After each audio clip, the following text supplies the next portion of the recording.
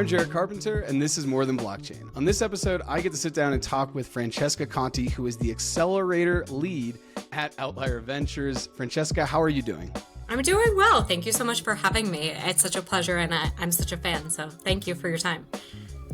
Absolutely. Thank you so much for joining. And actually, you asked me where I am, and I'm currently in Colombia, but where are you currently? Because I know that you're kind of between the States and Europe, as I'm between the States and South America. So where are you currently right now? Definitely. So right now I'm still on the East Coast around New York, headed back to London actually later tonight.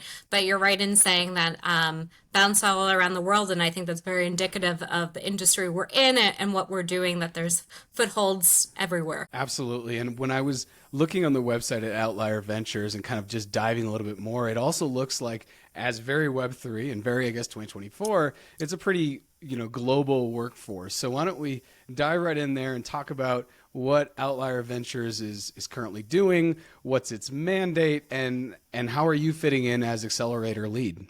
Yeah, so happy to walk you through that. Outlier Ventures is the largest Web3 accelerator in the world. So within our portfolio company, we host over 300 unique organizations that are building Web3 technologies. This can be DeFi, infrastructure, ZK, social, GameFi. So very much we have a foothold in all different verticals and where we're specializing in.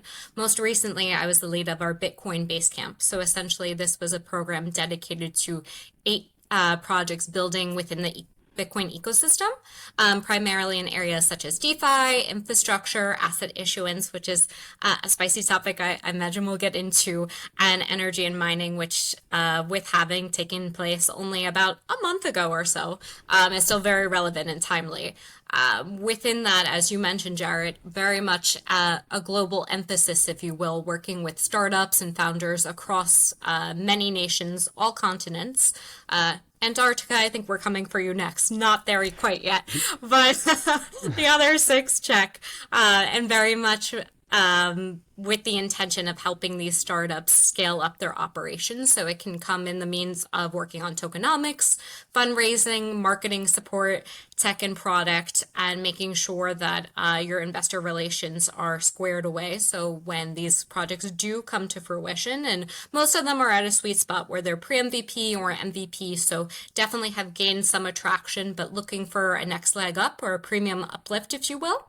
And that's what we're here to do and help empower those that are really changing the game for Web3. Great. And I love that you have kind of a global approach to it, because as someone who spends a lot of his time in Latin America, my bull case for this upcoming bull run, when it comes outside of the narratives, right, whether it's AI or Bitcoin layer 2 or some of the other oracles, there's a certain amount of narratives we have in Web3, but the things I'm really focused on regionally are Africa and Latin America. This partly comes from Bitcoin, partly comes from Bitcoin mining, but just in general in Web3 and blockchain-backed ecosystem growth, I think these are the 2 regions that are kind of going to grow. So out of the entire accelerator portfolio, where do these 2 regions play a part? How much of the percent is kind of broken up amongst your founders between Africa and Latin America?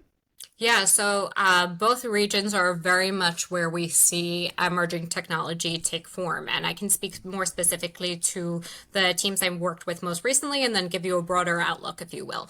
So of the 8 projects that I had led or accelerated within this Bitcoin cohort, about half of them were based in Latin America. And I think that very much speaks to what we're discussing, right? That emerging markets and just great entrepreneurs and emerging leaders in the space building technology. So I'll go into a few of them if you don't mind. That there are 3 that come to mind, one of which is Takenos. So it's a platform essentially that's enabling or empowering freelancers to be paid in Bitcoin. Caveat, I also am an angel investor in them. So very much first seeing them taking the lead. They have partnerships with Deal and the like. So very much with the intention of helping these individuals primarily in Venezuela and Argentina and now in Mexico access currency and payment in Bitcoin, which I think is very much going to be a real game changer for people in that region. Also working with a company called Sati. So essentially sending Bitcoin via WhatsApp. And I think that this is a really interesting technology because when we talk about onboarding the next gen, this is a great way to do it. I mean, it's a really simple, easy to use platform that makes payment seamless, if you will. And then lastly, Simplify, which is a merchant end-to-end consumer project. So helping people at a checkout solution use Bitcoin. So all these use cases in Latin America definitely hold a foothold. And in terms of the holistic portfolio within Outlier Ventures, very much I'd say like at least a quarter of them we're looking to really uplift it in Latin America, and that's going to only be growing, right? So with this program, we worked with Rootstock Labs, which very much has a foothold in Latin America and Spain as well. So with them partnering and empowering these individuals to further advance their technology.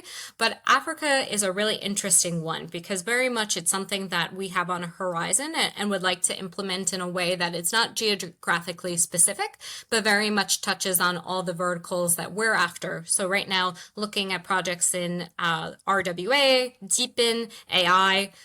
Maybe Jarrett, you had seen we also inked a deal with the Saudi Arabian government. So MENA is also very much on our mind as well, and the technology that comes out of there. So should be interesting to watch and see.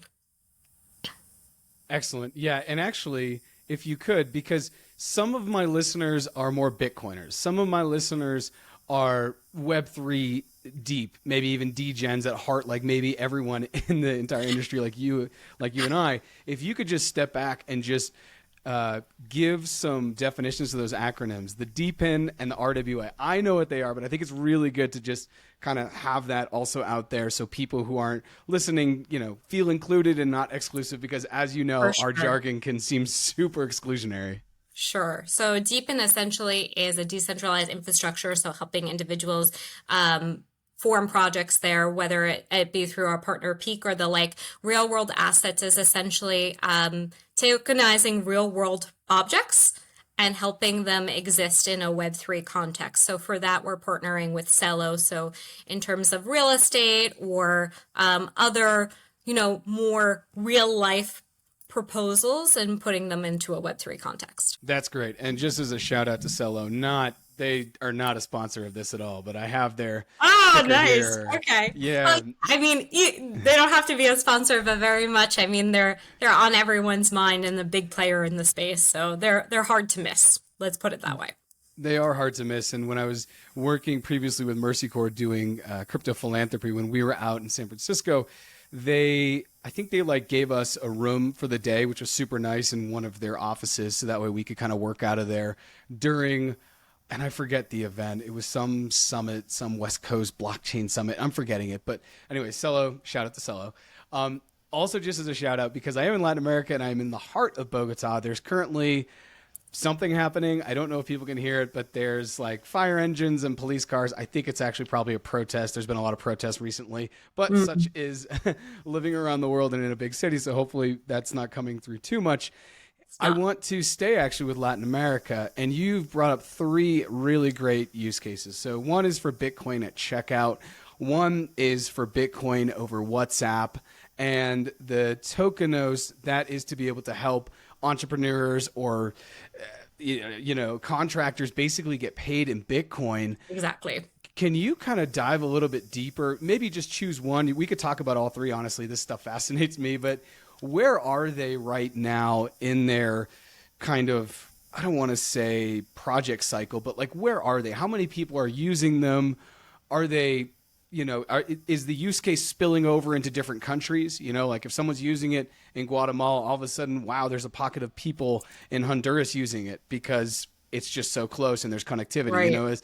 Are they using it in San Salvador because it's legal tender and because San Salvador and Guatemala City are 5 hours away? Now all of a sudden there's connectivity there. If you could just kind of talk about its growth, because I find with Bitcoin, and this has probably been part of your experience as well, is like it will just pop up in the weirdest places. I'll Yeah. just be at a cafe here in Bogota and there's just like, we accept Bitcoin. And I'm like, I saw this that on your does Twitter. I'm like, oh, every time I see those, I have to take a picture as well. But yeah, exactly. I can speak to all three because I think interestingly enough, and something that should be mentioned is very much the foothold for those three organizations tend to stem in that Venezuela, Argentina, Mexico bubble. And I think that makes sense in terms of what we talk about in terms of regulation and adoption there. Very much in Argentina, two of the founders are based there currently and see that as a ripe opportunity because there's so much young talent in the region. But of course, with inflation and,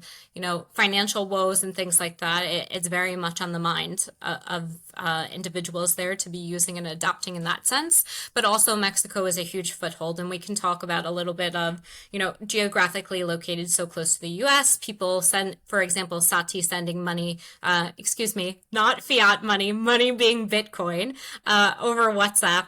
It makes sense from a standpoint of having a foothold in Mexico like that, because very much individuals that are working in the US or working elsewhere that are sending money back to their family, and it acts as a nice buffer between the two regions. Argentina, because both of the founders from Simplify and from Taconos are based there currently and see this as a ripe opportunity for emerging technology, and also having the right partners on the ground and individuals that want to see that space. And I can also speak anecdotally. I have two Argentinian friends, one now in Spain, one now in Paris, and very much like either they're using it or they're more interested than I would say a lot of my friends that are Eurocentric or US centric. And I think that also stems from demographics, the age we're in, interest of emerging technology, and just hearing anecdotally on the ground from their friends there and like what is interesting, what should they be looking towards. So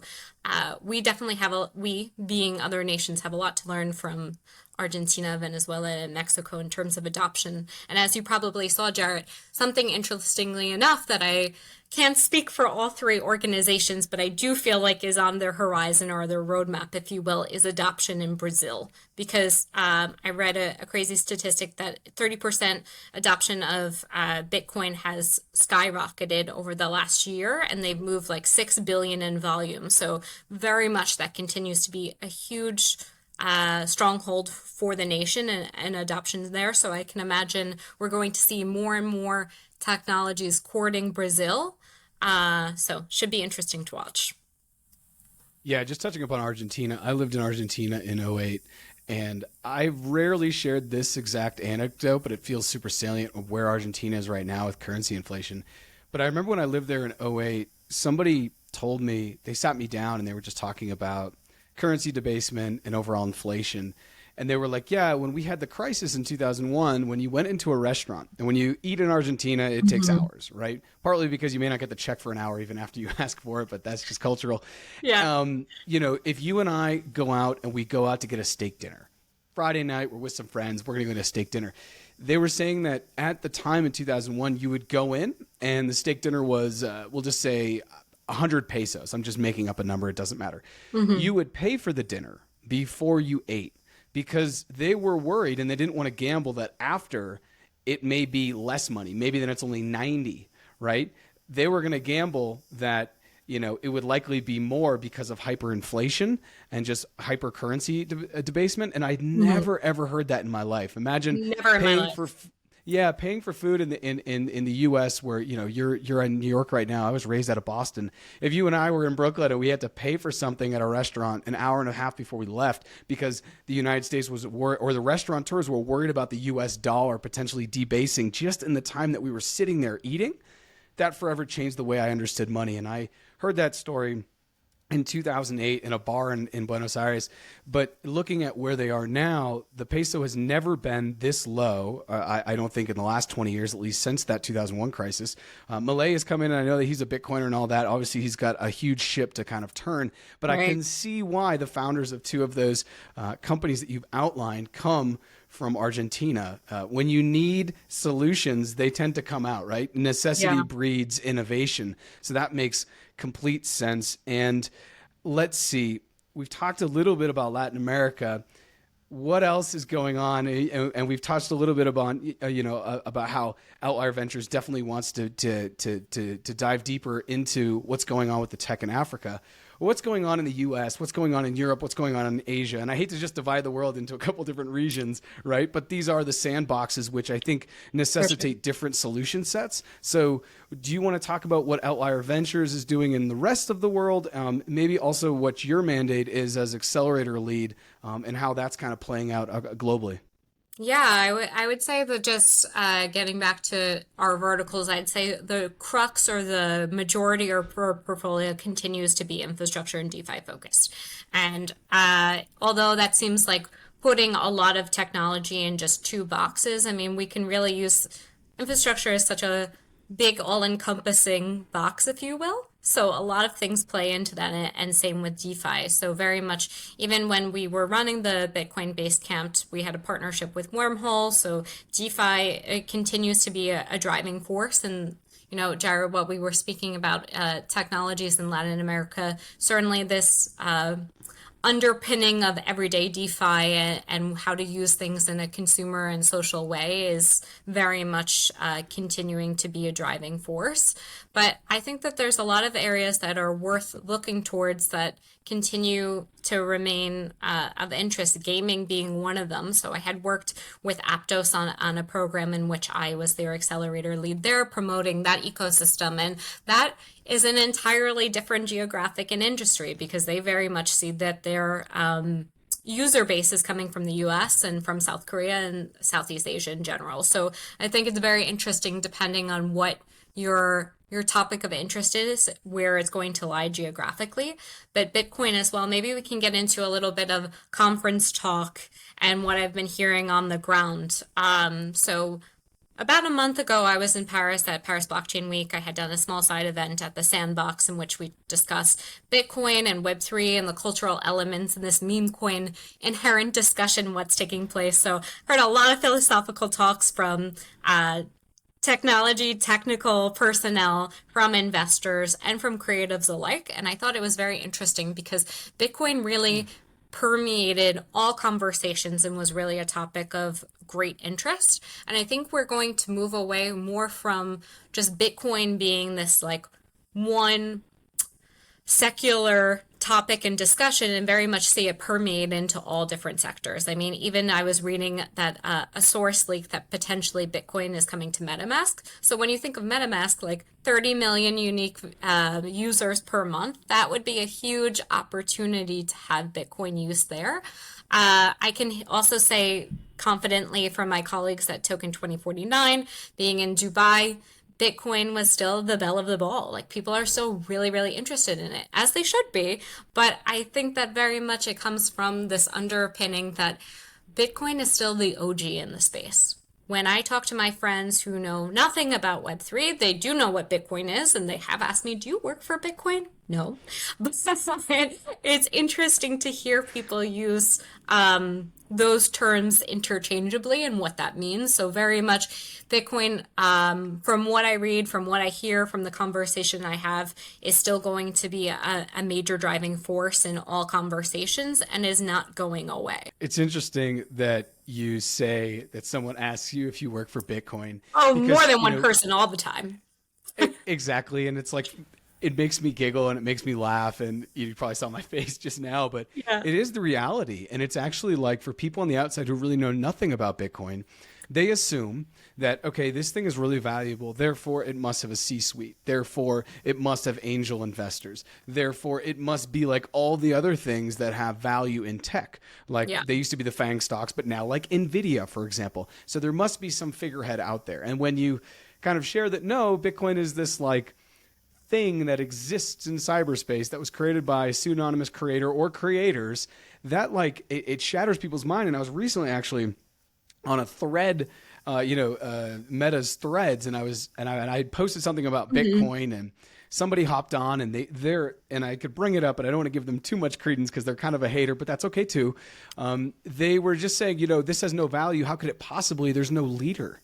It doesn't have a leader. Therefore, how could it not? Therefore, how can it continue to grow? And it's actually a very fascinating thing about Bitcoin. When you think about any other movement in the world, whether it's a religion, it's a company, it's a sporting club, it's a band, they're always tied to one ego. They're tied to one person. Even when you think about Apple today, yes, I'm sure you could talk about Tim Cook, but most people will still talk about Steve Jobs, Absolutely. right? So like the fact that you have this thing that's created and it doesn't have a creator, I think it shatters our ego-driven societies and how we think about building value through basically a figurehead and so anyways, I laugh at that, but it's blame on too, which I think is interesting. I think also, as you say, we could get into a whole philosophical debate, but I think that very much in terms of like societally, we look at organizations and like to assign an individual to place worship or blame. And in an organization, if you want to categorize Bitcoin, creator, movement, following, if you will, there's no real individual. When we think of JP Morgan Chase, we think of Jamie Dimon, excuse me. And, you know, when something goes well, we congratulate Jamie Dimon. When things go poorly, we blame Jamie Dimon. So the fact that we can't assign, you know, blame to this individual or cast of characters, I think is what really throws people for a loop. But at the same time, Jarrett, it's also what makes the movement really exciting and great because it's so multifaceted and it has, you know, a real following involved. It's not just a stoic individual. Yeah, and you know, I'd never ever considered that. I'd never considered that people may be off-put by Bitcoin because it doesn't have a leader, like, for example, JP Morgan Chase in Jamie Dimon, who we can blame and then also praise. Because I think humans, sometimes we're trying to deflect responsibility and accountability for our actions. So we like the idea of a bank that we can call up a 1-800 number and complain, right? Like, let me talk to your manager. Well, guess what? There's no manager at Bitcoin. Karen. Yeah, exactly. Let our inner Karen flourish, right? So I'd never considered that, but that is an interesting one. And I do think that that's one of the hard things for crypto or Bitcoin when you first come in is that, hey, this is all on you. You know, if you lose your seed phrase or you don't have proper storage, there's no 1-800 number, right? It's on you. And so that is an interesting one. But let's go back because we could fall down that philosophical rabbit hole. But let's go back to the conferences and you were at Paris Blockchain and you're like, you know what? Bitcoin was still, as you said, the belle of the ball. You were talking to people who have been at other conferences. We have Consensus coming up. Right. I won't be attending. Are you going to be attending? I unfortunately not, but I have some colleagues on the ground. So for listeners who want to interact, learn more about Outlier Ventures, you can be in touch with Jarrett and we can find a way to get you involved. Also, I'll share the details of Outlier Ventures on our website later on, but we'll keep to the discussion for now. But yeah, very much Consensus is shaping up to be a real gathering. And when I think to the teams who will be participating in terms of our portfolio companies, some of which have an interest of building in Bitcoin or want to be or are currently. And Jarrett, maybe we can get into this a little bit because as our listeners know, Consensus is based in the US and I do believe it's a very interesting time to have this conversation, knowing what the climate is in the US. Jarrett, you're from the US. I am as well. We're both living overseas at the moment, but still have that tie-in. And although I am not a political analyst by any means, it's interesting to see what's going to come out of the election. You probably saw that Donald Trump tweeted out that he's going to accept donations in Bitcoin. Now, he's not the only one. Robert Kennedy Jr. is also doing so, but running as a libertarian. So a little bit more on the fringe, if you will.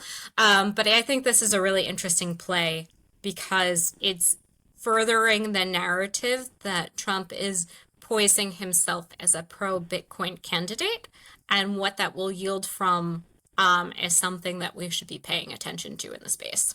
First of all, I 100% agree with you that we need to talk about this. This is like super important. And it's funny you say that, like, you know, you're not a political analyst, but I feel like if you're from the US and you're overseas, you become a political analyst because everyone's like, what's going on with your country?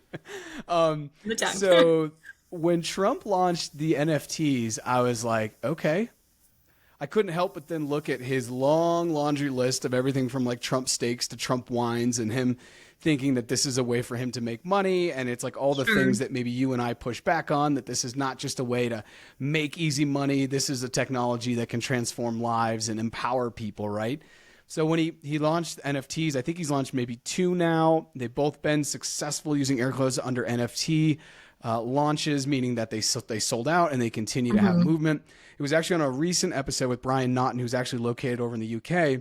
We were talking about meme coins, and I said very like unapologetically, if Trump wins the presidency again, those NFTs will go 10x in 24 hours. Like they'll get crazy. So it's just like, it is interesting to see political candidates use blockchain, not just in the means of donations, but also in the means of honestly community and brand building in a digital space, which are two things that I never thought I would ever say for Donald Trump, a man who I don't think as someone who's super tech literate, right? But it is interesting to see the right in the right or the Republican Party kind of latch on to Bitcoin, to crypto, to using blockchain, whereas the left, and we could say the Democrats in the United States, are kind of not. And you had shared an article with me, and I love the quote, and I'm going to try to bring it up, but it was quoting the Marvel The Avengers, where the Avengers say, I think it's to,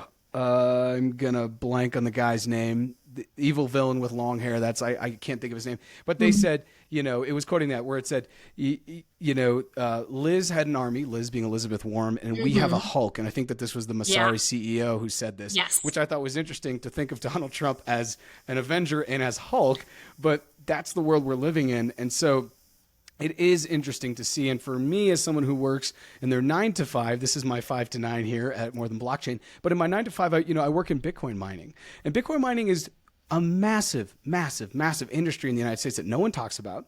And even as we were just talking about conferences, I have colleagues and other people in Bitcoin mining who went to Bitcoin Asia, and they were like, yeah, in Bitcoin Asia, no one was talking about mining.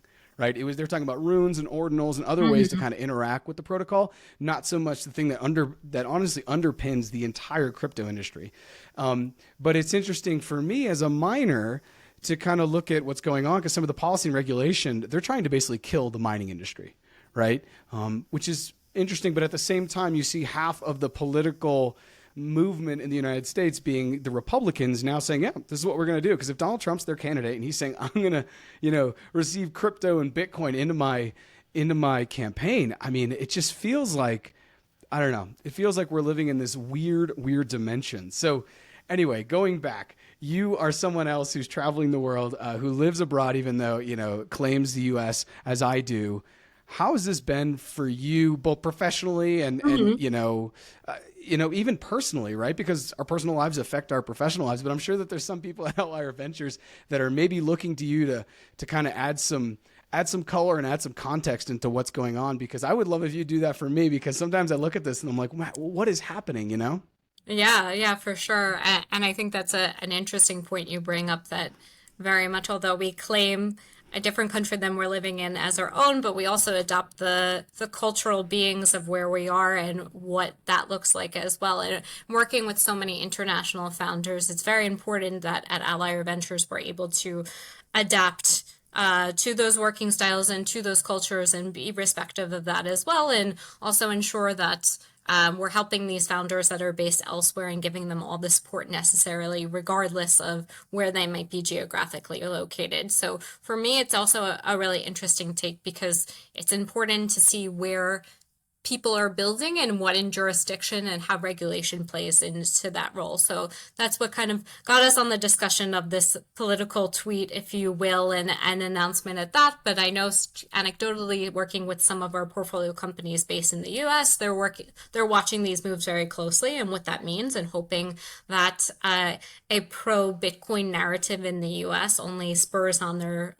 business, as it should, but also working with other organizations on a global aspect. You touched upon a little bit of the asset issuance piece and ordinals being a topic, a driving conversation, and very much in terms of investor interest and people I've been speaking with in the community.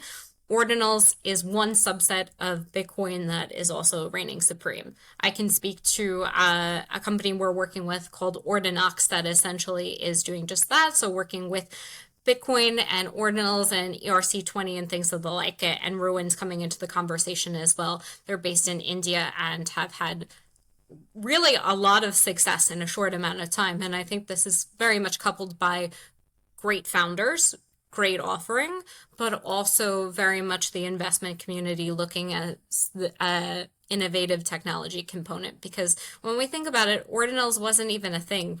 It was 18 months ago, and now that's very much something that is on the horizon, continues to be a topic of discussion. We also, you touched upon, Jarrett, a little bit of the energy and mining piece. And although halving wasn't too far along, it's interesting to note that we were all anxiously awaiting the results of that. It was almost felt a little Y2K, if you will.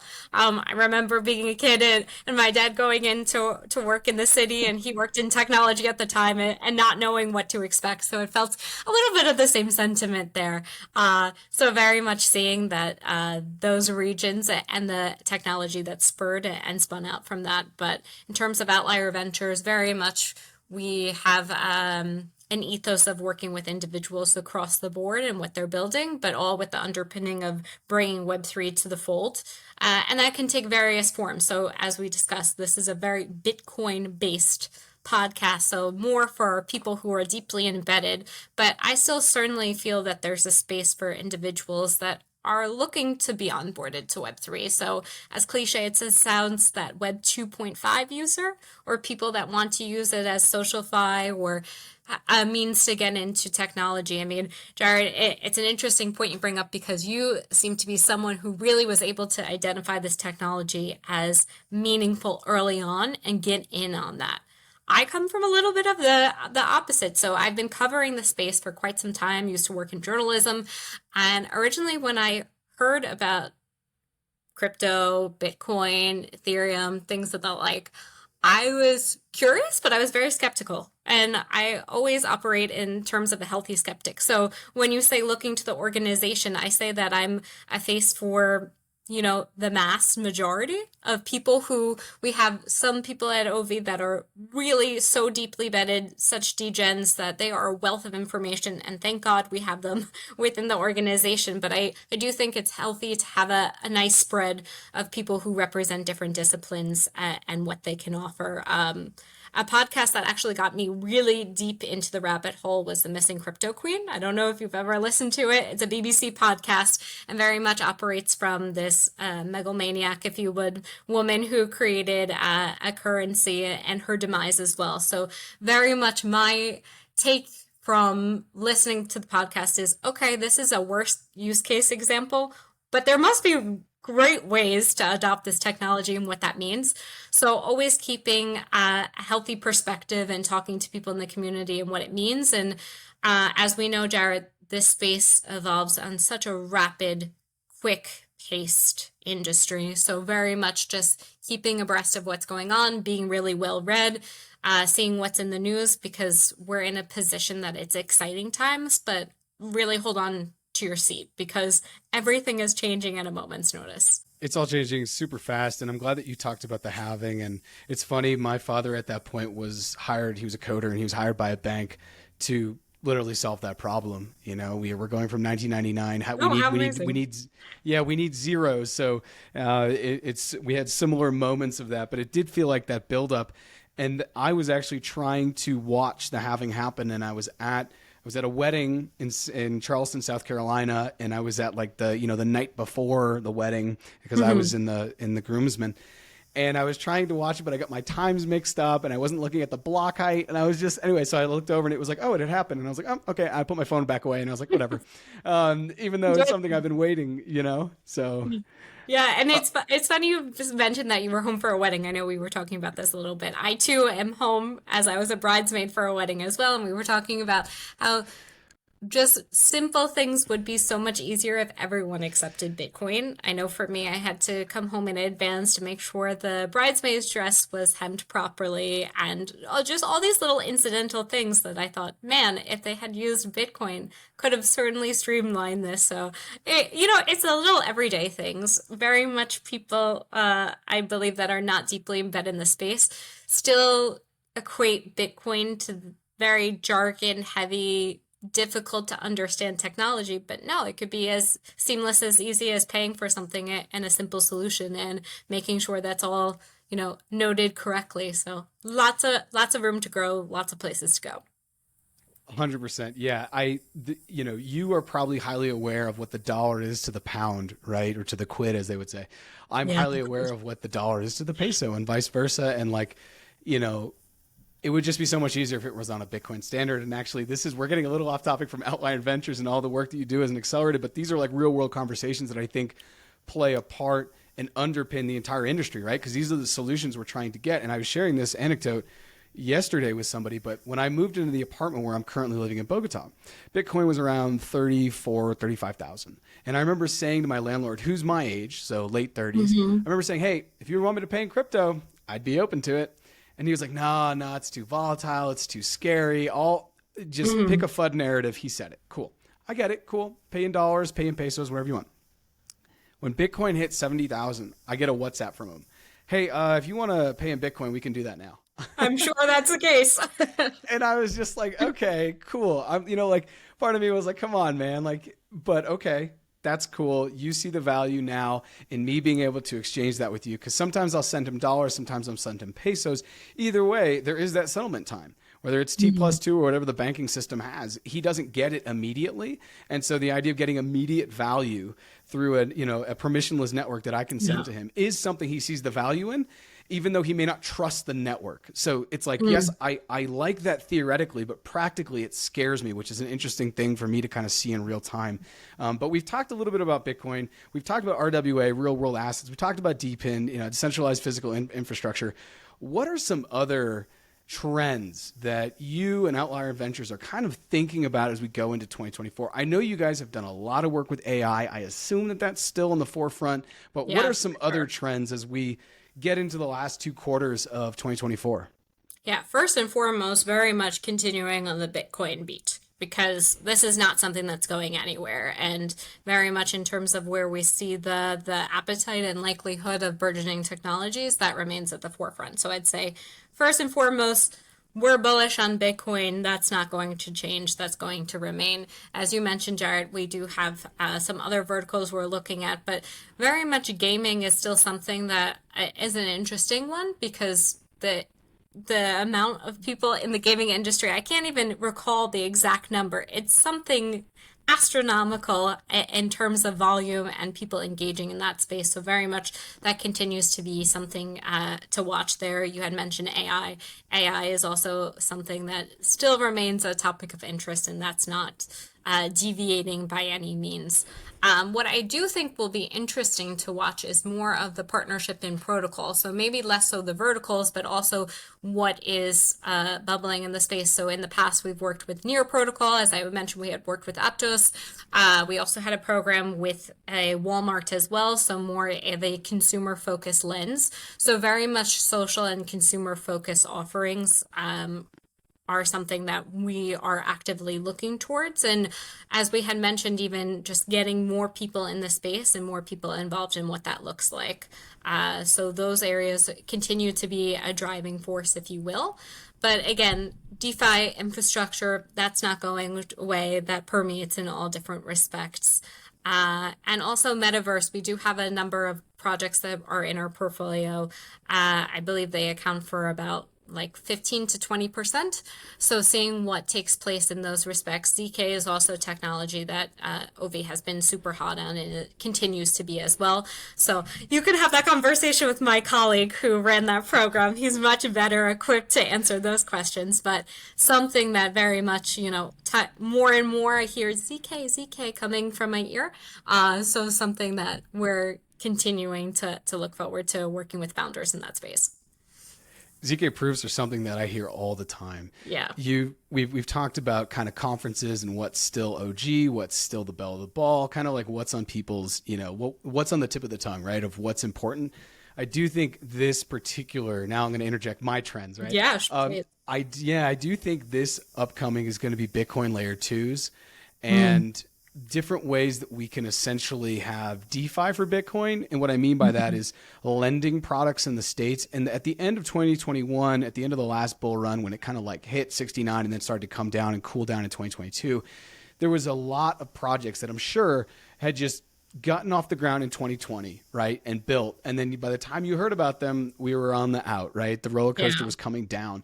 And a couple of them were how to mortgage your home using Bitcoin as collateral, which is a really interesting thing, because as a Bitcoiner myself and anyone who has Bitcoin, you don't mind, exchanging it for something else, but man, it better be cool. It better be amazing. Because as Jack Mahler says, anytime you're exchanging Bitcoin for something, you're shorting Bitcoin. So Yeah. it better be, as Jack Mahler says, he's like, I only spend Bitcoin on food and shelter and experiences for my family, right? And I don't want to say I'm adopting that, but in some sense, I kind of feel the same way. I'm not going to use Bitcoin to go buy a Ferrari. That doesn't make sense to me. Like that doesn't, Right. well, I would use fiat for that, right? That's kind of like so when I think about Bitcoin, where it's going, I am very interested to see some of the products that are going to come out. I'm thinking there's going to be more mortgage products where you can basically put your Bitcoin into some kind of a multi-sig. I'm not even sure the actual tech. And then you can essentially start to, you can use that as collateral to get a mortgage as a down payment, essentially. And then you pay your monthly with fiat, right? Obviously, as the Bitcoin price goes up, you may get more favorable terms. If it were to go down, you may get less favorable terms, or like your interest rate may change that, or the amount of money you pay monthly. And then the other thing I'm really interested is how Bitcoin is going to play a part in higher education, especially stateside.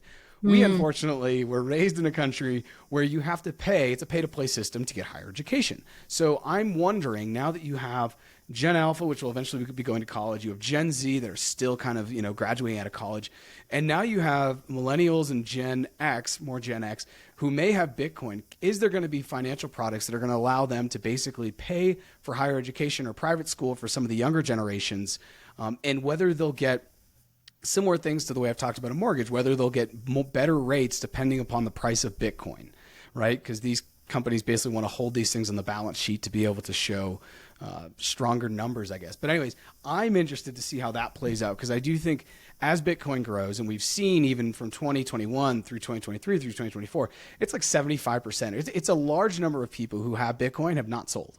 They have not sold. And so we're going to get into a liquidity crisis in Bitcoin. We're going to get into a situation where the scarcity is actually playing out in real time. And when that happens, if people still want to hold on to it, how can they use it for collateral to continue to consume the things that they want to in life? And so with that said, I don't know if Outlier Ventures, if you guys have anyone in your portfolio that's kind of doing things with Bitcoin outside of just runes or outside of ordinals or outside of using it as a payment, but using it as collateral so that way people can still access the things that they want to without having to basically sell the Bitcoin. Yeah, that's a really interesting topic you bring up, and could be a whole nother discussion. From my knowledge, very much Bitcoin is still an emerging technology, if you will, emerging ecosystem. So it would be interesting to see projects centered around that space. To my knowledge, it's still more of the traditional sense. But something I'd love to discuss is, I had read a tweet of yours that said this generation is going to be the only ones who can buy Bitcoin but not earn it.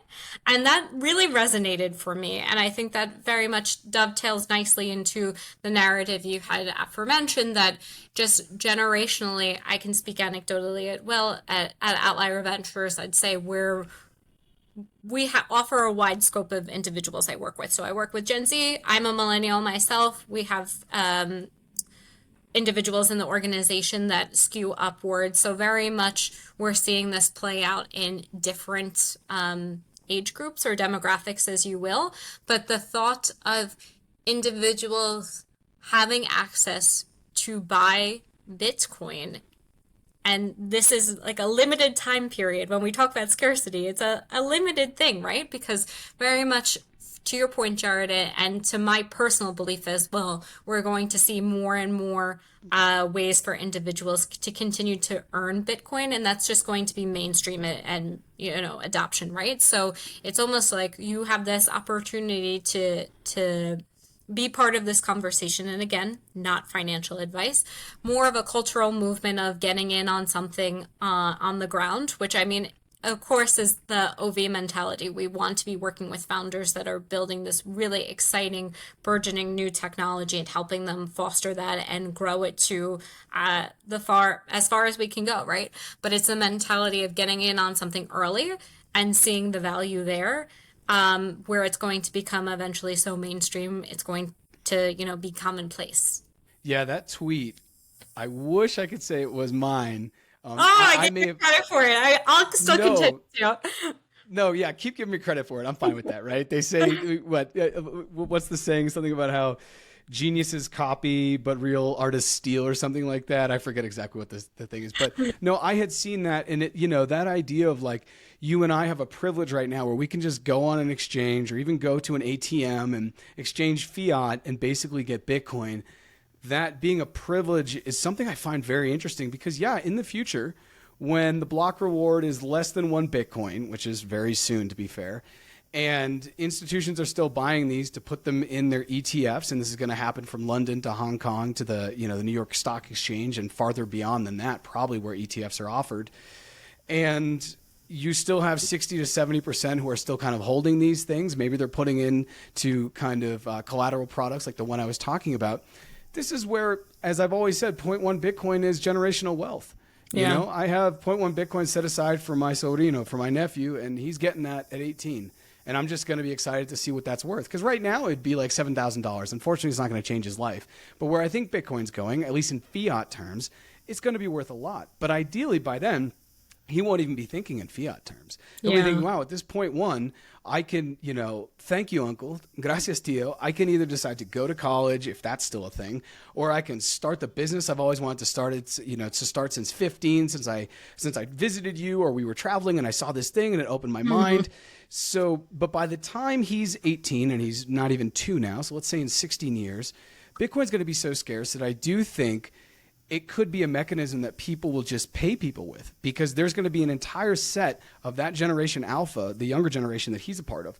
They don't want to get paid in dollars. They don't want to get paid in pesos or euros or pounds, because by then, I don't know where hyperinflation and currency debasement is going to be. They want to get paid in something that if they leave it in their bank account for 6 weeks because they want to go on a trip in 6 weeks, it's going to be potentially worth the same or worth more. And I don't think at that point that it's going to be any government-backed currency, which is kind of a weird one. So that's kind of where I get to. I think that his generation, they're going to totally be like, you know what?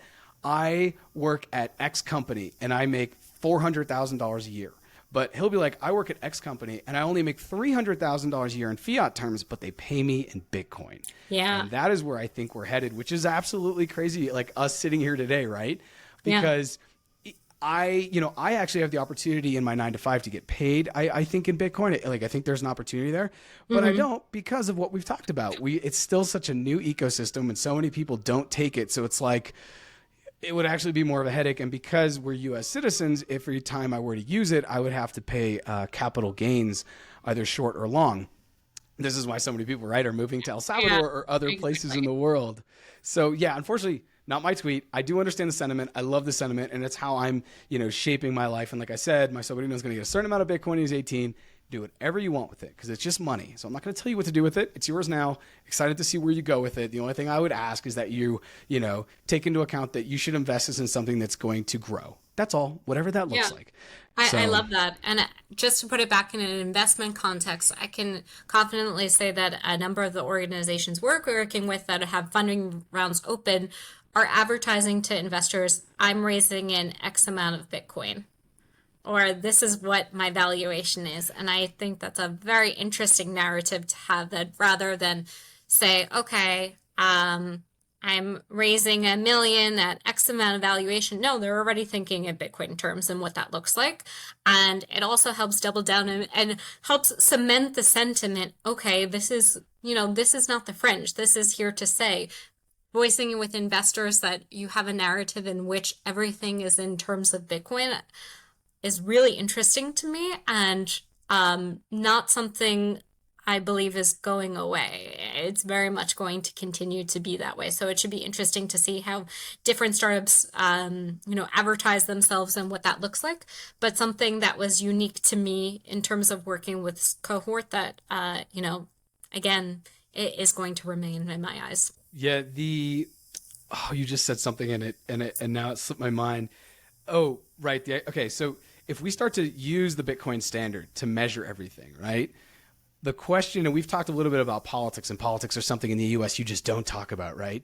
In the rest of the world, people are pretty open, right? They're like fighting in the streets. Like, France's pension fund or something, they wanted people to work for 2 more years, and like they shut down Paris. They're like, that's not going to fly. That could happen in the US. There at the time, garbage is everywhere. You wouldn't have wanted to be there. Exactly. And that could happen in the US, and people are like, whatever, I'm just going to watch the next soap or watch the next Netflix thing. I am interested for what you just said. If everything's on a Bitcoin standard, when is the presidential campaign only going to be saying, oh, we raised this much in Bitcoin? or this much in Ethereum, or this much. They're going to use a crypto. They'll have probably both on screen and then eventually just Bitcoin, but it will start with both, where it's like, okay, Biden or Trump or whatever candidate has raised $3 billion, and then it will show that in Bitcoin. That's probably the next step. I don't know if that's this time around, just because I don't think Biden's going to be doing that, but I do think by the next cycle, so by 2028, I absolutely believe both campaigns will have to have their crypto donation czar on each side. I mean, I was hired at Mercy Corps, one of the biggest nonprofits in the world, to basically do just that, because nonprofits are like, well, if all the younger generations of Gen Alpha, Gen Z, and even Gen X are going to get all the trillions of dollars that are coming from the baby boomers, then they're going to be the decision makers. So whether that is to donate to the narrative of philanthropy of choice that you want to support, or it's to donate to your political candidate, I totally think that's the case. And it's even now changing a little bit, because I want to ask you about Outlier Ventures.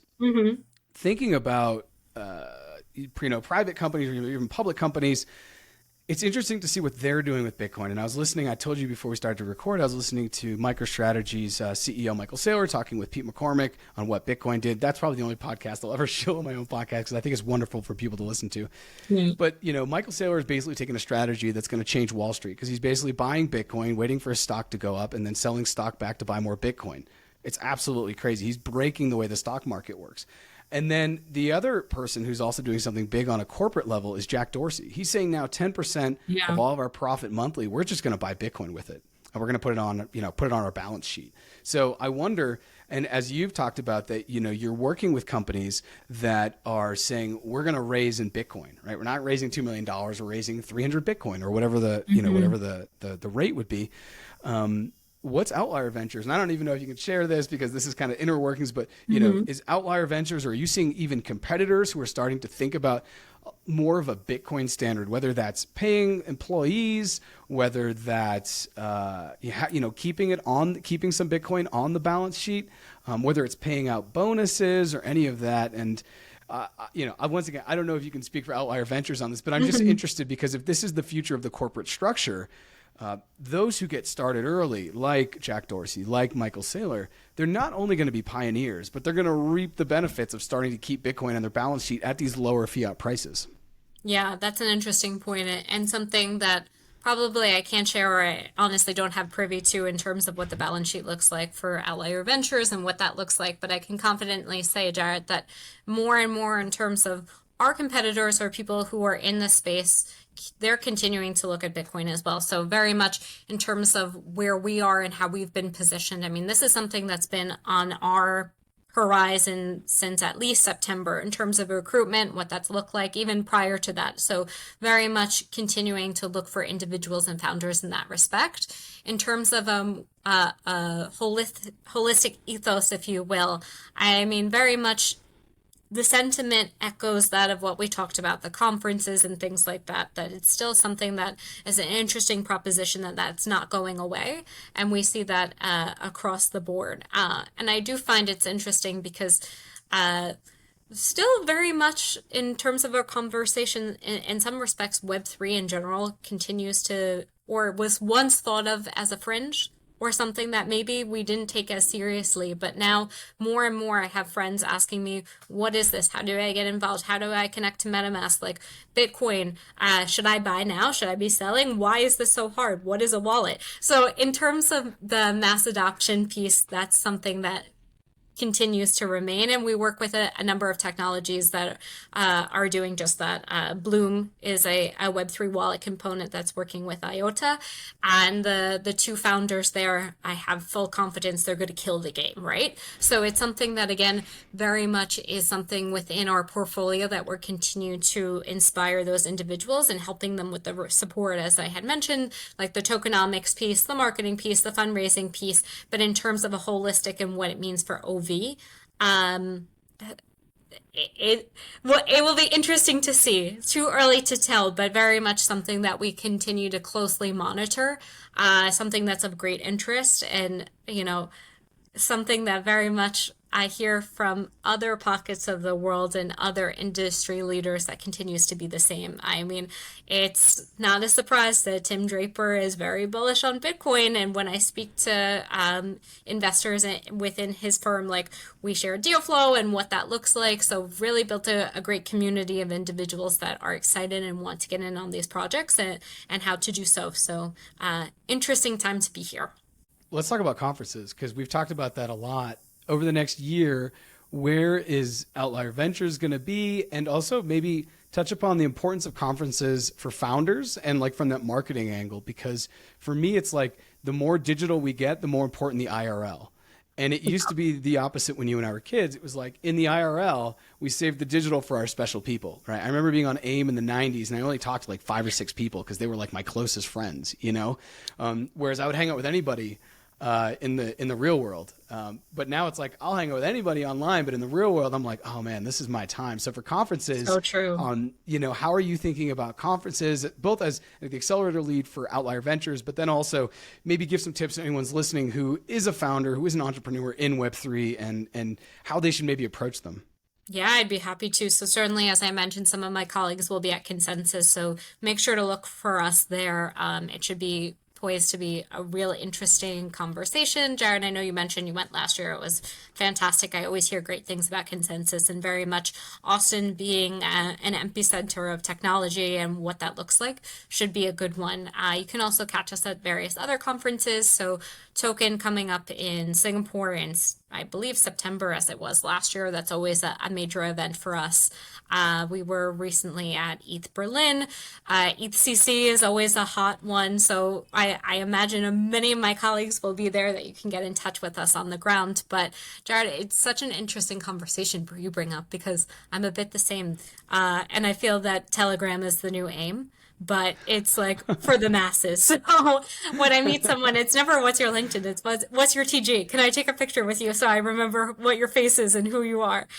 So it's really interesting to see. And people very much in the space, and I'm sure you feel the same, are really engaged and enthusiastic and not pretentious. I'd worked in other industries that it was very closed in nature, and maybe some of that, and maybe even in some of the Bitcoin circles, it's a little bit more selective, if you will. But in Web3 in general, it's pretty open and transparent. So in terms of if you're an investor or looking to speak with projects, certainly that there's the 3 I mentioned probably are the highlights of what's upcoming, if you will. Consensus being now, ETHCC, in Brussels in July, and then Token in Singapore, I believe, in September. So those are great opportunities to be meeting with people on the ground. For founders, I always say that it's an opportunity to put your best foot forward. So it's really important to convey your messaging in a way that's unique and decisive, and also be engaged, be enthusiastic when you speak with someone. Don't talk the investor's ear off in what you're building. It's great to hear enthusiasm and excitement from a founder perspective, but it's also great to have a two-way conversation in which something is interesting or meaningful, and there's takeaways beyond just like shelling the project, and that's something that we discussed a bit prior. So really know your audience, know whom you're speaking with, and then at minimum just be open and honest and engaged in that conversation, and then please make sure to do the follow-ups. I can't tell you how many times I speak with people who say, even founders I work with or founders I meet, oh, I'll follow up with them in a month or two. A month or two is not good enough. So it's really important in any industry, especially this one, to, even if you're in what we call Telegram debt. So you have so many messages inflowing after an event. Yeah, I know, Telegram debt. So so many messages in the inbox, so many people respond to, even if it's while you're waiting for your flight or your train or whatever, take the time to respond to messages, because I just believe it's good form across the board. Right? Make sure that you're plugged in and engaged. If it's a particular investor you want to speak with, do some research on their portfolio. Make sure that whom you're speaking with is in good contact and makes sense for what you're building. Also, something I encourage founders to do is, I know that a lot of events are really timely and expensive. I'd say in most cases, forego the main conference. Focus on the side events. Divide and conquer. If you're going with a couple team members, make sure you're spread out in a way that you're meeting and maximizing as much time as possible. And also have a game plan in mind. So if there's a particular individual you really want to speak with before a conference or a firm that you're courting or things like that, communicate that. If you have a newsletter and they're on your newsletter, make sure people know and you're, as I say, discoverable. Make sure it's well known that you'll be there, you're eager and engaged to speak with people, and also be specific in terms of what you're hoping to get out of a conversation. Is it an informal intro? Is it someone who you've been speaking with that you're hoping to close your round with? Is it a firm that you feel within their portfolio has really interesting technology you'd like to partner up with? So essentially knowing your audience, knowing who will be there, and also not getting weighed down by the sheer magnitude and volume of people. I mean, at Token, I believe there were like 30,000 attendees at the one in Dubai. So certainly make sure that you're doing your homework and really just prioritizing ones that are going to be most beneficial to you. That was absolutely amazing advice. And that is going to be okay, there you go. There's the clip that goes viral, right? Because everything you just said was so strong. And I tell people that last part about, hey, just go. If it's in Nashville, for example, Bitcoin Nashville, and you're a Bitcoin startup, you don't have to go to the event. Just get a hotel room, DM 30 people on LinkedIn, do a coffee, a lunch, and a dinner every day, and then figure out how you sneak into the parties at night. Yeah, right? for sure. That is it. Right. So that was wonderful. And you mentioned the follow-up. And so I want to give your colleague, Maria, a shout out, because if it wasn't for her, I don't know if we would have connected. And that's all on me, not on you. I've just been so busy that I haven't been able to follow up the way I want. But follow-up is super important, especially in this environment. Normally in the airport after, because I'll get to the airport 2 or 3 hours early, and I just sit there and I send voice messages, I follow up. Someone gives me a business card, I look at it. Otherwise, I'm looking for my photos. As you've said, I'm like, okay, that's who that person was, and they work with this project and that. So it is just so important, because the space moves so quickly that especially if you're a founder and you're looking for funding, you may meet a VC, you may meet someone that has money on Tuesday, but by Friday it's gone. Right. Yeah. So because you didn't send a follow-up on Wednesday, that's kind of on you. That's the accountability, I guess, we talked about in the beginning. Out of sight, out of mind. And that's not to say that what founders are working on is not interesting or it doesn't have a place. It's just, also keeping abreast of what's going on in the market at the moment and what the needs are, and just being really timely in terms of continuing to keep that relationship warm. 100,000%. So I hope founders hear that. And I guess one of the things I'm interested to, we've talked about conferences, we've talked about all the stuff Outlier Ventures is doing, your work. What is the overall sentiment for you right now in this space? And I'd love to hear from your perspective and then Outlier's perspective. Maybe those are different, maybe those are the same. What are you seeing as we move forward in 2024, especially for essentially people that want to start projects in this space? What's the sentiment? Yeah, I'd say the sentiment is very strong and positive. We're still operating in a narrative that is Bitcoin positive in the respect of people are engaged, they're enthused, and their attention is plugged in. I find that traditionally working in other industries, individuals can be mercurial, things pop up, things dissipate. Very much Bitcoin continues to be an area in which I am personally very excited about, and Outlier Ventures continues to be as well, and we offer support in that respect, and very much continued support as well. So I'd say for individuals that are looking to start new projects, that are working on projects currently, make sure you find your people and people who will support you. And that's one of an interesting component of working with like-minded individuals, going to these conferences, participating in an accelerator like Outlier Ventures, and making sure you're equipped with all the resources necessary to help you flourish in that respect. Being a founder, I always say I don't have the courage to be. It's very difficult. It's very lonely. So finding your niche of the world is very important in my belief, and people who believe in you and want to inspire you to create new things. In terms of the sentiment of Bitcoin in general, as we've discussed, it's ubiquitous. It's within the US, LATAM, Southeast Asia, Europe as well. So it's definitely not something that's going to go away anytime soon. If anything, it will just, in my personal opinion, become so ubiquitous with the community and just permeate into all different verticals. So we're not going to be just talking about Bitcoin. Bitcoin is going to be involved in everything. So it's not going to be its own subset or its own topic of conversation. It's just going to be on the back end or the front fold. And in terms of Outlier Ventures, I mean, we feel very confident and positive in the space. I mean, even when we look at Bitcoin pricing, it's up like 400% since the fall of FTX. So for people who said, this is it, this is not it. We're only continuing to hold out for greater horizons. So it's interesting to see the numbers there and support in that, and very much with institutional players like the BlackRocks of the world. I mean, this being Bitcoin is certainly one for the future, and one we look forward to bringing to light.